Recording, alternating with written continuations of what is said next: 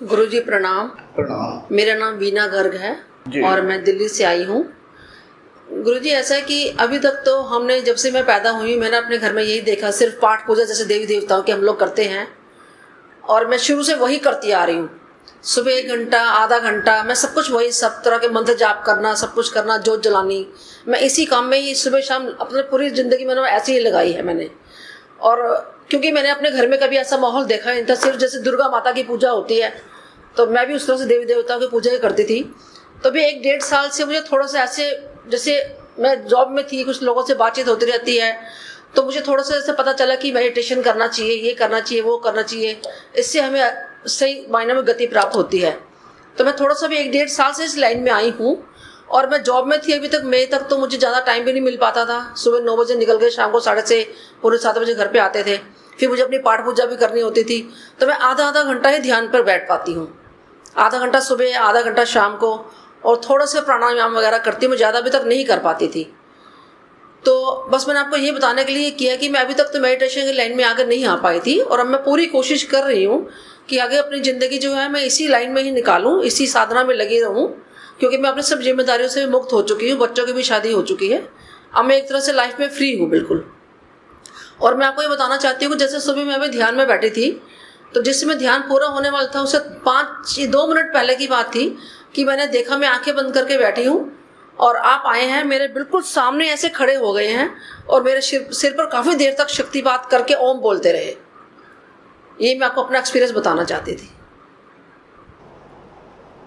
चलो, अच्छी बात है कि आपको अनुभव में दिखा ऐसा।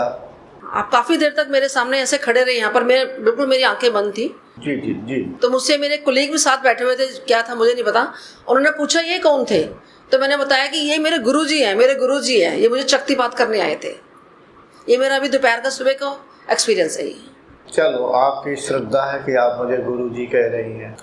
जब इस प्रकार के अनुभव आते हैं किसी भी अभ्यासी को, तो उसके 2 अर्थ निकलते हैं। एक, वास्तव में यानी सूक्ष्म शरीर कार्य कर रहा है, दूसरा उसकी श्रद्धा के कारण ऐसा दिख रहा होता है। दोनों अवस्थाएं अच्छी हैं, यानी सोच अच्छी है।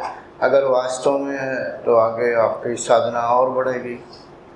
अच्छी बात है। और गुरुजी, मैं एक बात और बताना चाहती हूँ कि मुझे शुरू से ही ना, जैसे मैं पाठ पूजा तो करती थी, लेकिन मुझे यात्राएं करने का बहुत शौक है।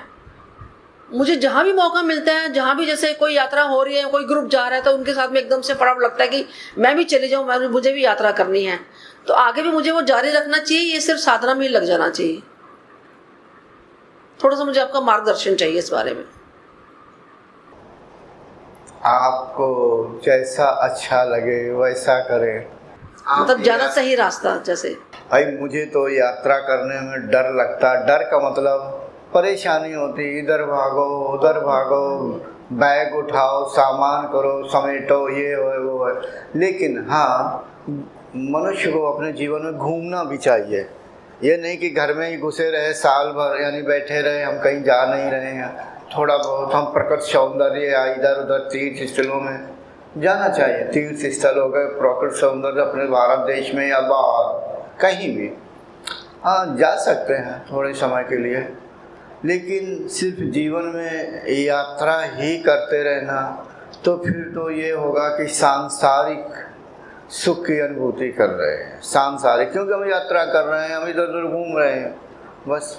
अगर आपको आध्यात्मिक सुख की प्राप्ति करनी है तो फिर एक जगह आपको ठहरना होगा। ये यात्राएं आध्यात्मिक या दृष्टि से या साधकों के लिए अवरोध स्वरूप बन जाती हैं। सिर्फ तभी जाएं जब आवश्यकता हो। बकाया अपने रहें और शांत होकर के एक जगह ध्यान करें। ठीक है गुरुजी, प्रणाम। प्रणाम। Thanks for watching. Remember to like, comment and subscribe.